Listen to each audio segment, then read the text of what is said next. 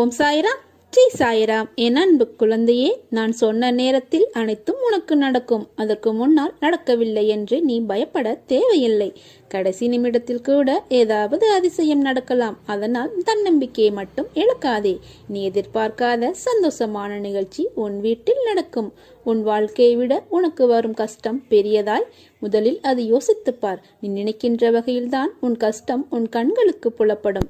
ஏன் அந்த கஷ்டத்தை சுக்கு நூறாக உடைத்து எறி. அதை எரிய உனக்கு சக்தி இல்லாமல் அல்ல, பயமும் பதைப்பும் தான் உன்னை உடைத்து தகத்தெறிய யோசிக்க வைக்கிறது. நீ பளிங்குகள் என்ன மாசுபட்டாலும் அதே பொலிவுடன் பிரகாசமாய் ஜொலிப்பாய். இப்படி மனதில் பாரத்தை சுமந்து உன் வாழ்க்கையை நீ பாரமாக உணர்கிறாய். உன் சாய்தேவா உனக்கான குரலாய் அசிரீதியாக ஒவ்வொரு நிமிடமும் உன் செவிக்கு எட்டும்படி உன் கண்கள் அதை பார்க்கும்படி கூறுகிறேன் அல்லவா?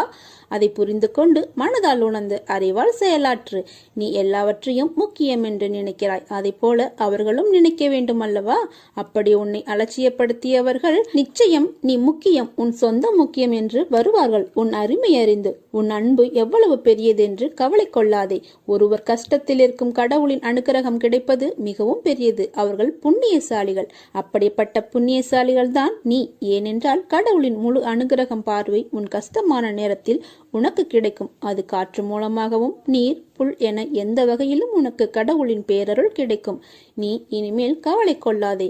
கஷ்டம் தரும் நிலைகளை எல்லாம் முடித்து சுக்கு நூறாய் தகர்த்து எறிந்து உன்னை உனக்கே புதிதாய் தோன்ற வைப்பேன். புதிய வாழ்க்கையாய் புதிய புத்துணர்ச்சியுடன் ஒரு நல்ல எதிர்காலத்தை நீ பெறுவாய். காலம் தாழ்த்துகிறேன் என்று வருந்தாதே. சரியான நேரம் வந்துவிட்டது. வெற்றியை தேடி நீ செல்லாதே. உன் மீது முழு நம்பிக்கை வை. வெற்றி உன்னை தேடி வரும். எதற்கும் எதற்காகவும் கலங்கி நிற்காதே. எல்லாம் சரிவர அமையப் போகிறது. உன் வாழ்வில் கூடிய விரைவில் சுப நிகழ்ச்சி நடைபெறும். நான் உன் சாய்தேவா உனக்கு துணையாக இருக்கிறேன். ஒருவர் வாழ்க்கையில் துன்பம் நேரும் பொழுது அவன் என்னை நம்பி கைகூப்பி வணங்கினால் அவனை மட்டுமல்ல அவன் குடும்பத்தையே காப்பது என்னுடைய கடமையாகும். உனக்குள்ளேயே என்னை வைத்துக்கொண்டு என்னை தேடி ஊர் ஊராக ஓடுவதும் என் பெயரை மறந்து மற்றவற்றை உச்சரிப்பதும் எதற்கு? என்னை நினைப்போருக்கு தலைமுறை தலைமுறையாக நான் துணை நிற்பேன். உன்னை நான் கைவிட மாட்டேன். உங்களை ஏமாற்றியவர்களிடம் ஒன்றை மட்டும் சொல்லி விலகுங்கள். இன்று எனக்கு, நாளை உனக்கு. எல்லாவற்றுக்கும் ஒரு நாள் காலம் வரும் என காத்திருந்த உன் பொறுமையும் நம்பிக்கையும் இனி உனக்கான எல்லாம் வரிசையாய் வந்து குமிய போகிறது. என் வாக்கு என்றுமே பொய்யாகாது. உறவுகள் உன்னை பாராட்டும். பிள்ளைகள் உனக்கு பெருமை சேர்ப்பர். பொறுமையாக இரு. நான் எனது அதிசயத்தை நிறுத்துவேன். அனைத்தும் ஜெயமாக்குவேன். எல்லாம் நன்மைக்கே என்று நம்பு. உன் நம்பிக்கையும் பொறுமையும் தான் வாழ்க்கையை வெற்றி என்னும் திசையில் பயணிக்க வைக்கும். உன்னுடன் இருப்பது உன் சாய்தேவா என்ற நம்பிக்கையோடு இருங்கள். கேட்டதை கண்டிப்பாக தருவேன். அதில் எந்த மாற்றமும் இல்லை. நான் உன்னிடம்தான் பேசுகிறேன். நம்பிக்கையை தளர விடாதே. நிச்சயம் உனக்கு நன்மை செய்வேன். நான் எல்லாவற்றையும் பார்த்து கொண்டு தான் இருக்கிறேன். அறிவை பெருக்குவதில் பேராசைக்காரனாயிரு. முன்னேற துடிப்பதில் ஆர்வமாயிரு. முயற்சி செய்வதில் பிடிவாதக்காரனாயிரு. வா என் குழந்தையே, இன்னும் என் அருகில் வா. இரவெல்லாம் உன் தலையை வருடி கொடுத்தபடி உன் தலைமாட்டில் நான் உட்கார்ந்து கொண்டிருந்தேன். உன் இதயத்தை என்னை நோக்கி திருப்பி உன் உடலை வருத்தி உபவாசம் எல்லாம் இருந்து என்னிடம் வேண்டுகோள் வைத்துக் கொண்டிருக்கிறாய். இதை இந்த சாயி நிறைவேற்றி விடுவேன் என்ற நம்பிக்கை உன் மனதில் வலுப்பெற்று விட்டது. உனக்கு நான் எத்தனை தொல்லைகள் மத்தளம் கூட 2 பக்கம்தான் இடிப்படுகிறது. ஆனால் உனக்கோ எல்லா பக்கத்திலும் இடிகள். எத்தனை நாளைக்குதான் நான் பொறுமையோடு காத்து கொண்டிருப்பேன்? உன் வேண்டுதலை அலட்சியப்படுத்த விரும்பவில்லை. நான் உன் அருகிலேயே இருக்கிறேன். நீ உருகும் போது நான் தாரை தாரையாய் அழுகுகிறேன். கன்னங்கள் ஒட்டி போகும் வரை உனக்காக நான் விரதம் இருக்கிறேன். உன்னுடைய தேவைகளுக்காக நான் ஓடியாடி கண்டிருக்கிறேன். உனக்கு நல்ல வழிகளை உருவாக்குவேன். இதுவெல்லாம் உன் தலைமாட்டில் நான் உட்கார்ந்திருக்கிறேன். பயப்படாதே. உன்னை ஏளனமாக பார்த்து நகைத்தவர்கள் முன்னிலையில் கொடியாய் நீ உயர்ந்து நிற்கப் போகிறாய். உன்னை தாங்கும் கம்பாக நான் என்ற உன்னிடத்தில் உன் சாய்தேவாவை நீ என்ற சொல்லுக்கு அர்த்தம் கண்டாயோ? அந்த நொடி பொழுதிலிருந்தே உனக்காக நான் இருக்கிறேன். அதற்கு முன்பாகவும் சரி, இதற்கு பின்பாகவும் சரி, என் உயிராய் நீ என்றும் என்னிடத்தில் இந்த துவாரகமாய் தாயின் பிள்ளையாய் வாழ்வாய். உன் கண்ணீரை துடை. உன் கண்களிலிருந்து கண்ணீர் வழியக்கூடாது. இது உன் உயிராய் நினைக்கும் உன் சாய்தேவா, உன் சாயப்பா, உன் துவாரகமாய் தாயின் ஆணை. நிச்சயம் வாழ்வில் நீ சந்தோஷமாக வாழ்வாய். நிச்சயமாக எல்லா செல்வ வளங்களையும் பெற்று சீரும் சிறப்புமாக சுபிச்சமாக மன நிறைவான வாழ்க்கையை வாழப்போகிறாய். எப்போது எனது துயரங்கள் தீரப்போகிறது? இன்னும் எத்தனை காலம் காத்திருக்க வேண்டும் என்று உன் மனம் வாடுகிறது இல்லையா? இதோ இங்கே இருக்கிறேன் எனது அன்பு செல்வமே. இதோ உனது அருகினில் இருக்கிறேன். நீ உறங்கும் போதும் ஓய்வெடுக்கும் போதும் பலவிதமான பணிகளை மேற்கொள்ளும் போதும் உனது கண்களின் எதிரே உனக்கு முன்பாக நான் அமர்ந்திருக்கிறேன். திரும்பும் திசையெல்லாம் நான் உன்னுடன் இருக்கிறேன். நீ காண்கின்ற ஒவ்வொரு ஜீவராசிகளின் வடிவிலும் சூழ்ந்திருக்கின்றேன். ஏன் உன்னுள் இருக்கின்றேன். நிழலாக தொடர்ந்து கொண்டிருக்கிறேன். உன்னுடைய கிரகத்தில் அமர்ந்து கொண்டிருக்கிறேன். சிலையாக ஓவியமாக நான் இருக்கிறேன். என்னுடைய குரல் உன் செவிகளில் கேட்கப் போகிறது. ஆம், எனது அற்புதமான குரல் உன் செவிகளில் கேட்கப் போகிறது. அப்போது நான் உன்னுடன் நிற்பதை உணர்ந்து கொள்வாய். எனது குரல் மீண்டும் கேட்கும் தருணத்தில் என்னை முழுவதுமாக புரிந்து கொள்வாய். நான் இருக்கும்போது எதற்காக பயந்து ஓடுகிறாய்? எனது பார்வைக்கு மிஞ்சிய சக்தி எதுவும் இல்லை. நான் உனது நிழலாக இருக்கும்போது கலங்காதே. உனது வாழ்க்கையில் எது நடந்ததோ அவை அனைத்தையும் நடந்து முடிந்து விட்டது. இனி எதுவும் உன்னை துன்புறுத்த போவதில்லை. வாழ்க்கையில் மிக வேகமாக வளர்ந்து பெரும் செல்வந்தர்கள் மத்தியில் வாழப்போகிறாய். கலங்காதே. அனைவரும் இயக்கும் வண்ணம் உயரப் போகிறாய். தேவையில்லாமல் மனதில் கற்பனையை வளர்த்துக் கொள்ளாதே. என்னை மீறி எதுவும் நடைபெறாது. ஆம், எனது குரல் உனது செவிகளில் கேட்கப் போகிறது. உனக்கு வேண்டியதையெல்லாம் வழங்கப் போகிறேன். உனது வம்சாவளி செழித்து வளரப்போகிறது. காத்திரு. நிழலாக என்றும் உனக்காக நீ செல்லும் இடமெல்லாம் என்னுடைய துணை என்றும் இருக்கும். உனது கண்களின் எதிரே உனக்கு முன்பாக நான் அமர்ந்திருக்கிறேன். என்னை உற்றுப்பார். நீ என்னை முழுவதுமாக அடையும் தருணத்தில் உனது கர்ம பலன்களை நான் சுமப்பேன். உன்னை வலுப்படுத்தவே நான் வந்துள்ளேன். உனக்குள் எல்லையற்ற ஆற்றல் ஒளிந்துள்ளது. அதை உன்னிலிருந்தே வெளிக்கொண்டு வா.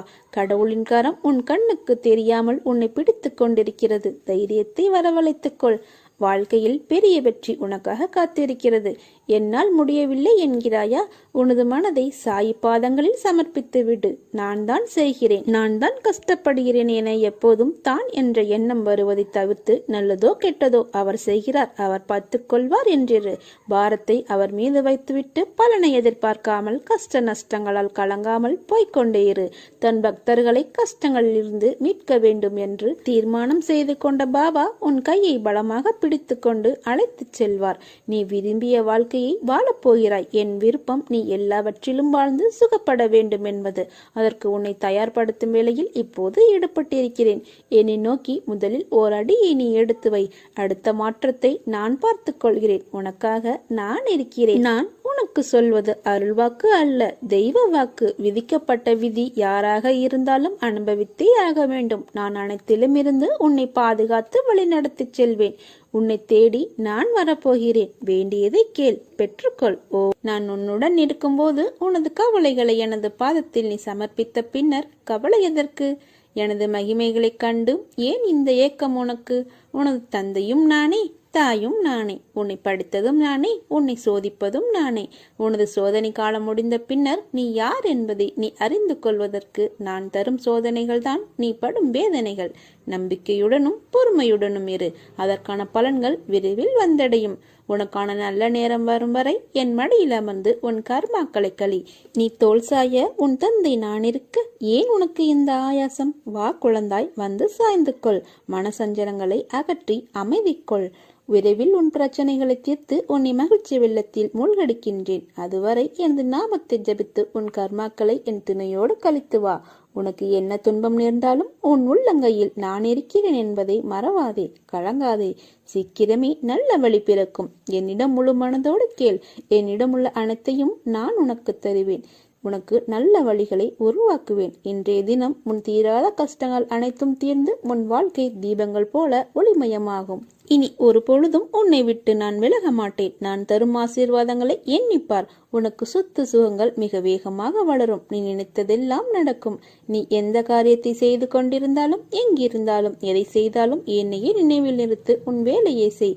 அதை நான் வெற்றி அடையும்படி செய்வேன். அகங்காரத்தை என்னுடைய பாதங்களில் சமர்ப்பிப்பதே எனக்கு செய்யும் முற்றும் முழுமையான சேவையாகும். எனக்கு சேவை செய்தும் என்னுடைய புகழை பாடியும் முழு மனத்துடன் என்னை சரணாகதி அடைபவன் என்னுடனே ஐக்கியமாகி விடுகிறான்.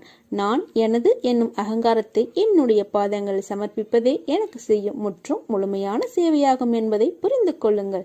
நான் இருக்கிறேன், கலங்காதே, கைவிட மாட்டேன். சாயப்பாவின் ஆசீர்வாதம் இது. எனது ஆசீர்வாதம் எப்போதும் உனக்கு உண்டு. இது உன் சாயப்பாவின் சத்திய வாக்கு.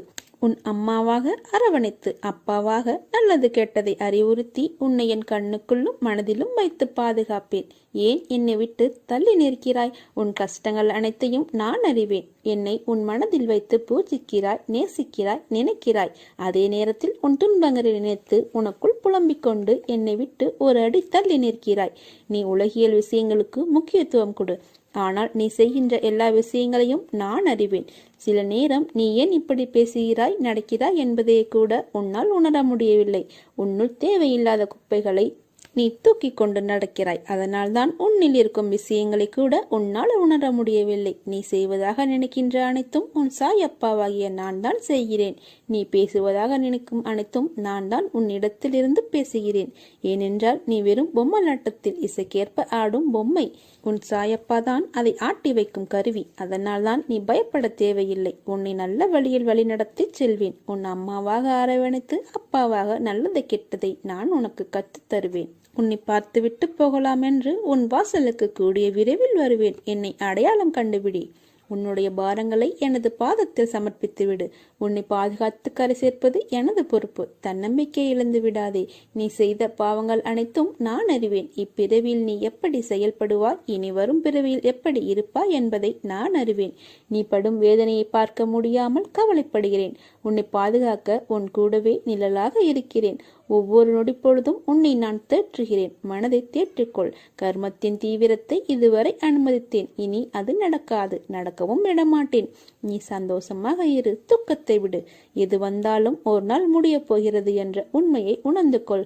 அப்பா நான் இருக்கிறேன், கலங்காதே. நான் உன்னை கைவிட மாட்டேன். நீ சந்தோஷமாக இரு. அன்புடனும் ஆசையுடனும் எல்லோரையும் பாதுகாப்பேன். என்றும் என் பக்தனுக்கு நான் இருக்கிறேன் என்ற நம்பிக்கையை தருகிறேன். எல்லோருக்கும் வாழ்க்கையில் அனுபவிக்க வேண்டியது என்று சில காலம் இருக்கும். அந்த காலத்தில் அதனை பொறுமையாக அனுபவித்துத்தான் ஆக வேண்டும். அதற்காக நீ பதற்றப்படாதே, பயப்படாதே, புலம்பாதே. அனைத்தையும் நான் பார்த்து கொண்டு தான் இருக்கிறேன். விரைவில் நீ வாழ்க்கையின் உச்சத்தை தொடுவாய். குழந்தையே, எல்லா ஆபத்துகளிலிருந்தும் துயரங்களிலிருந்தும் நீ முழுமையாக காப்பாற்றப்படுவாய். இது என் பிள்ளைக்கு நான் கொடுக்கும் வாக்குறுதி. நீ தனியாக நடப்பதாக நினைக்கிறாயா? நான் உன்னுடன் தான் நடந்து வருகிறேன். எப்பொழுதும் உன்னுடன் தான் இருப்பேன். உன் வழிகளை மௌனமாக குணப்படுத்தி உன்னை பாதுகாப்பது என்னுடைய கடமை. அதனால் கலங்காதே, கவலை வேண்டாம். நான் எந்த தீங்கையும் உனக்கு நேரிட விட மாட்டேன். நம்பிக்கையோடு பொன்னான வாழ்க்கை ஆரம்பமாக போகும். இந்த நல்ல நாளுக்காக காத்திரு. அது மிக விரைவில் என் ஆசீர்வாதத்துடன் உன்னிடம் வரும் காலமெல்லாம் மகிழ்ச்சி என்னும் சத்தம் உன் மனதில் ஒலித்து கொண்டே இருக்கும். உன் உணர்வுகள் சில்லிட்டு ஆனந்த கண்ணீர் பெருகும். இனி உன் வாழ்வில் இதே ஆனந்த உணர்வுடன் இருப்பாய். ஸ்ரீ சீரடி சாய்பாபா தன்னுடைய உயரிய பக்தன் ஹேமாட் பந்துவின் கனவில் தோன்றி இல்லத்திற்கு வருவதாக கூறியதை நிரூபிக்கும் வகையில் எவ்வாறு பாபா புகைப்படத்தின் மூலமாக ஹேமாட் பந்துவின் இல்லத்திற்கு சென்றார் மற்றும் அப்புகைப்படம் எங்கிருந்து பெறப்பட்டது என்பதை பற்றி ஒரு சின்ன அனுபவ விளக்கம் இங்கே. அலி முகமது என்பவர் தனக்கு எவ்வாறு யார் மூலமாக பாபாவின் புகைப்படம் கிடைத்தது என்பதை 9 ஆண்டுகளுக்கு பிறகு ஹேமாட் பந்திடம் கூறுகின்றார்.